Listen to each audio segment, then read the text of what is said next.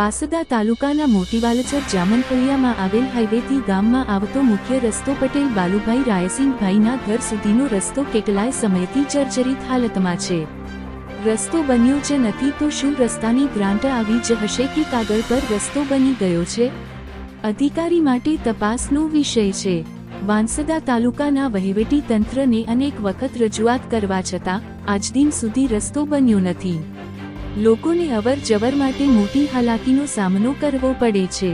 જામનફળિયાના આ વિસ્તારના લોકોની માંગ છે કે તાલુકા તંત્ર આ રસ્તાના બાબતે રસ લઈ અમારી રસ્તારૂપી મોટી તકલીફ દૂર કરે અને અમારી વર્ષોની સમસ્યા દૂર કરે તેવી તાલુકા તંત્રને રજૂઆત સાથે સ્થાનિકોની માંગ છે।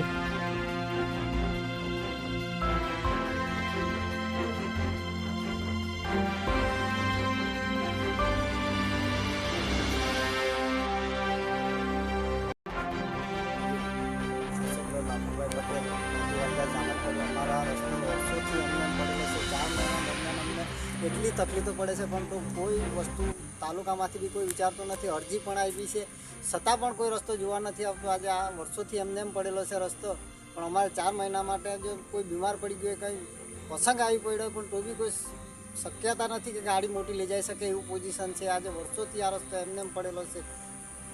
પશુપાલન કે કોઈ વસ્તુનું આવી શકતું એમ નથી, કોઈ વાહન પણ આવી નથી શકતું, કોઈ 2 વ્હીલર પણ લઈ જવું હોય તો તકલીફ પડે છે। અમારા આ તાલુકામાંથી બી અરજી આપી છે પણ તોય કોઈ જોતું નથી।